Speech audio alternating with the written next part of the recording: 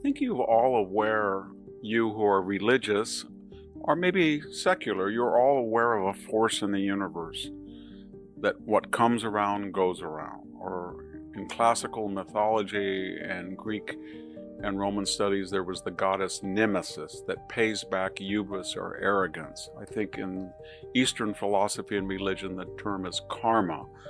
In the New Testament, it is do unto others as you would like them to do unto you.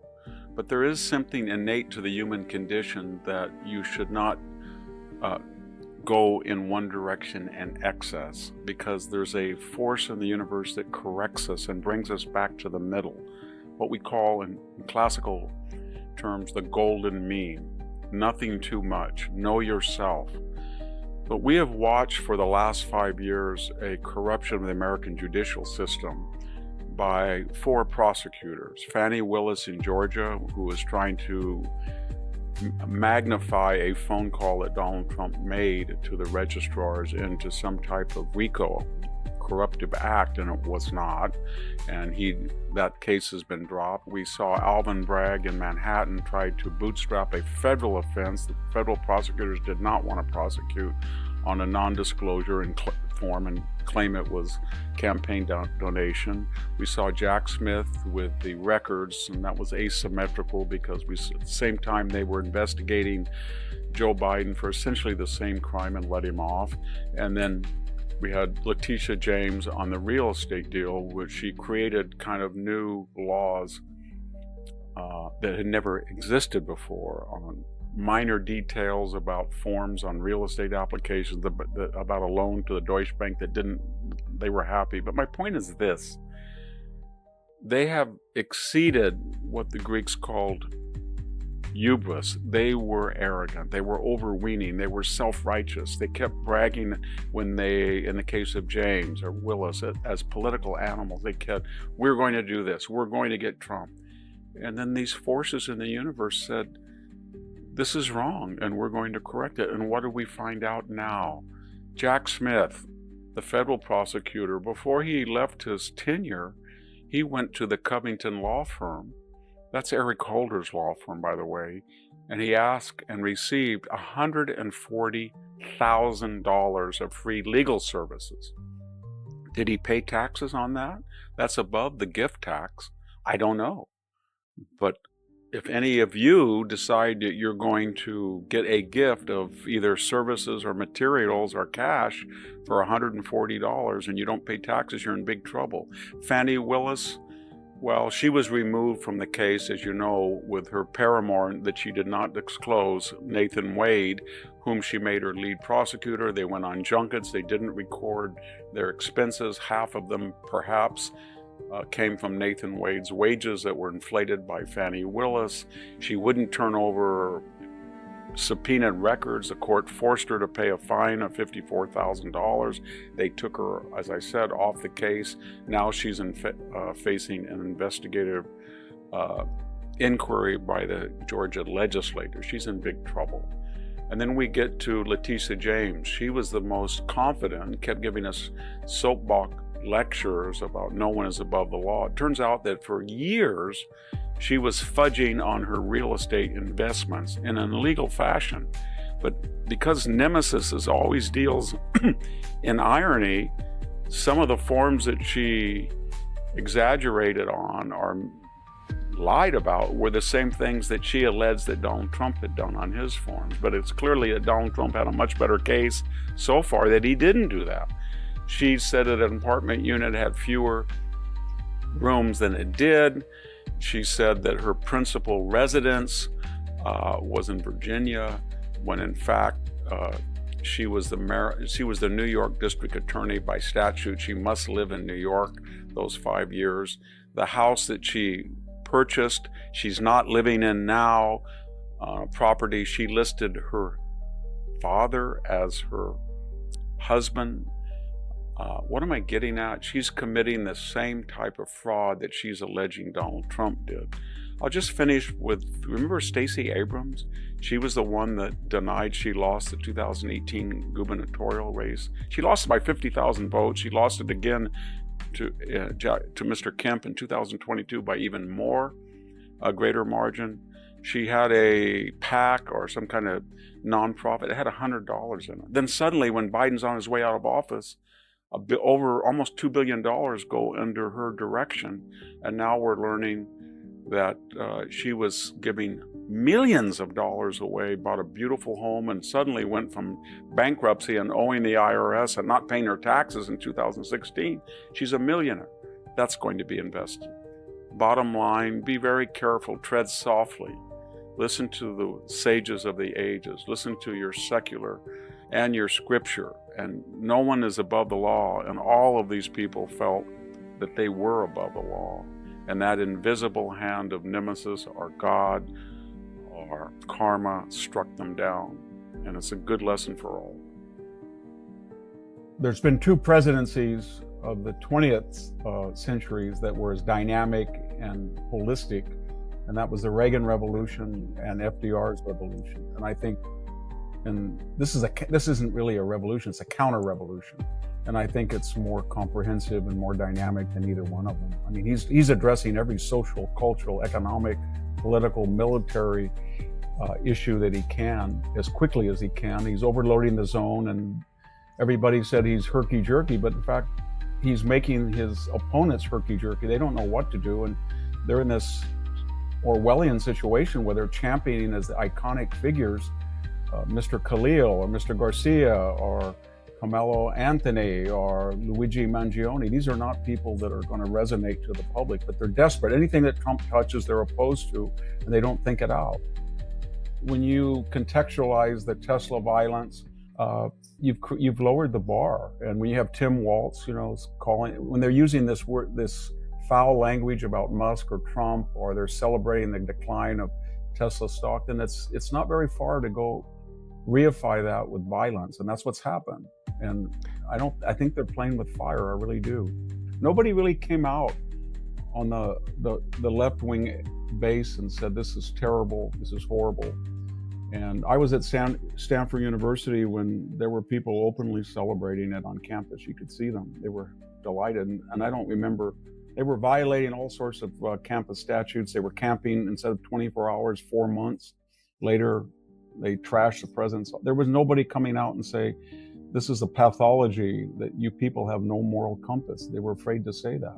Both in the past and the present. I mean, if he's serious that he's thinking of having a secondary embargo on anybody who buys Russian oil, that's much more injurious to Russia than anything the Biden administration or the Obama administration ever thought of. But he does this art of the deal where he, when I wrote about him, I read all of those books, and it's the same menu. You cut a deal, and then you try to get 50, you say you want 80%, you're happy with 55, you leave the room and praise everybody and say you got taken or that your opponent was brilliant, but you don't trash your opponent either during or after the negotiation.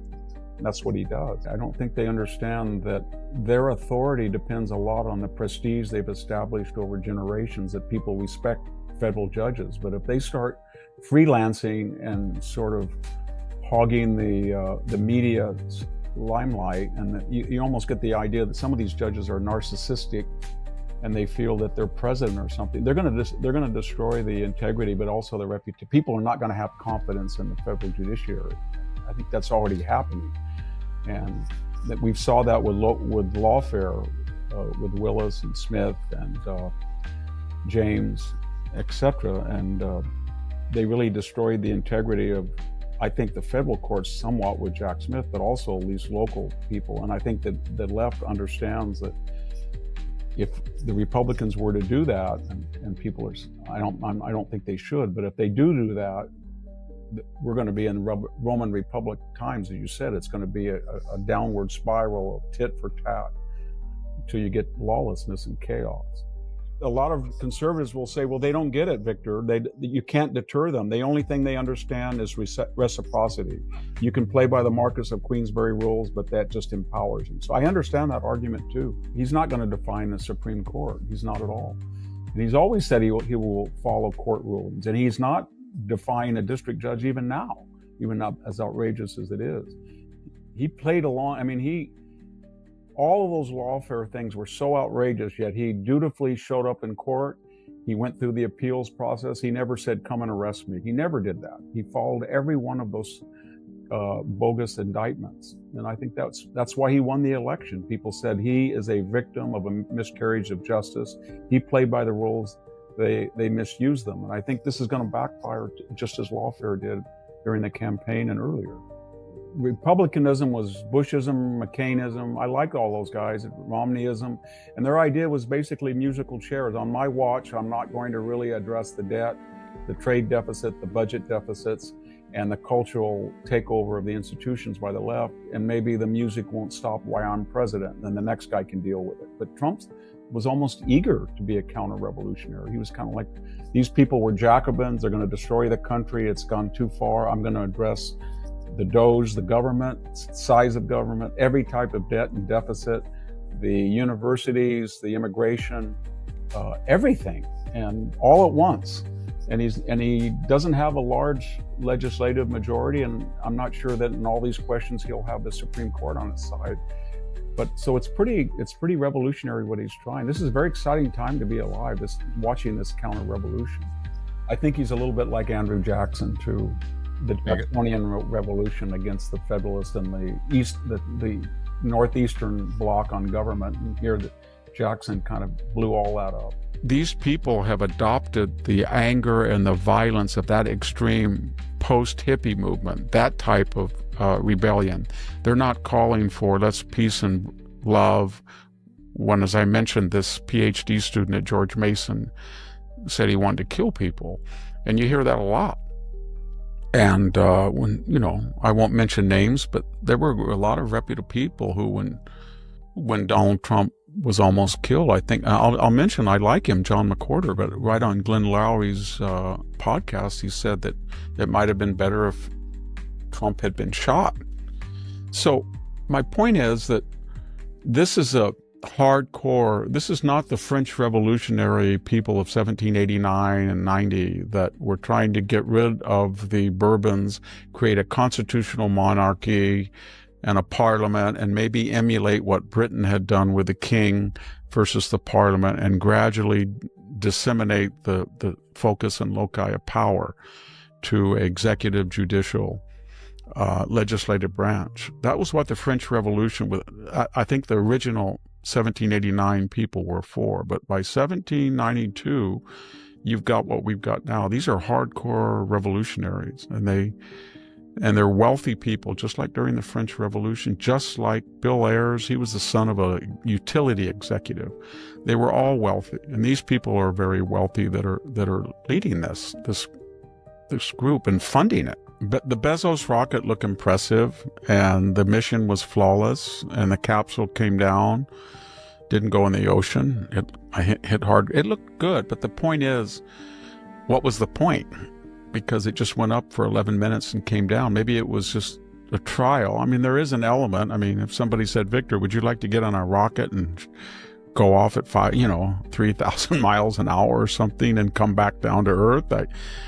I'd say, I don't know. So they did. There was an element of danger, but what was the point? And I think the point was that they were trying to say Bezos' empire was that Elon is not the only person doing this, but Elon is the only person doing this, because while this was going on, Elon had just rescued people in deep space, and Elon had just launched another whole series of rockets flawlessly that have put satellites all around the globe, and is offering high-speed internet, not just to the Ukrainian resistance to the invasion by Russia, but to everybody.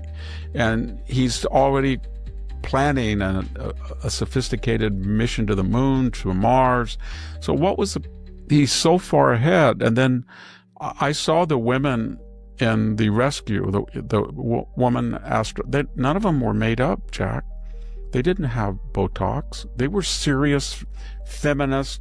That's what feminism is about. A woman going on a mission to outer space that everybody was worried might not work. They had been stranded there. They had been courageous, man and woman.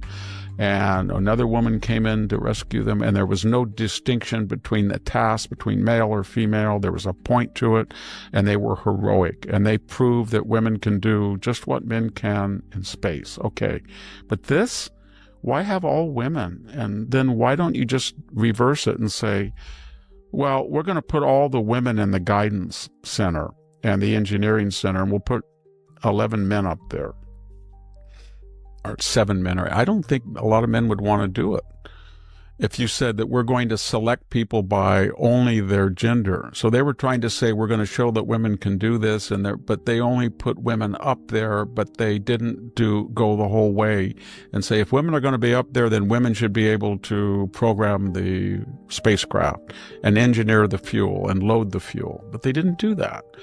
And then to have them kind of correct people on the air, you shouldn't say mankind, I don't want to be, again, they were courageous to be in there in the first place, but it looked like a fashion show. True women are like men, that women who do these so-called male tasks that originally does it, and they do them well, and they do them as equally as men. They're like men that don't comb their hair every day. They're not like Gavin Newsom, versions of Gavin Newsom, female version. And you didn't see the female, the woman who was, I guess, almost 60, trapped up there for months. I didn't see her, with evidence of Botox or makeup or any of that stuff. And that's what was so sad about it. Harvard has not addressed anti-Semitism, and they said they were going to do it. And then they said they were not going to allow classes to be disrupted. They just had one, I guess, 2 weeks ago at Kennedy School of Government. They haven't addressed it. They said they were not going to disobey the Supreme Court, but they're finding ways they still use race in a variety of manifestations, and they're just not committed. So Trump wanted to get their attention, so he gave them a whole list of demands. And some people on the right, I think Heather McDonald said, you really shouldn't do this because you're micromanaging the university and you don't want to get into it. Well, I would just say that that's what has been happening from the left. They go into a university and they say, Title IX, you're going to restructure your entire... I was at Cal State Fresno, and they just came in and said, this number of people, we're not going to give you federal fundings unless you have this number of women athletes. And by the way, if you can't do it in baseball, then you're going to have a huge equestrian program. And that's what you're going to do, whether you like it or not. And then they came in and said, then you're going to hit affirmative action guide, whether you like it or not. It's disparate impact and proportional. So they did it all the time.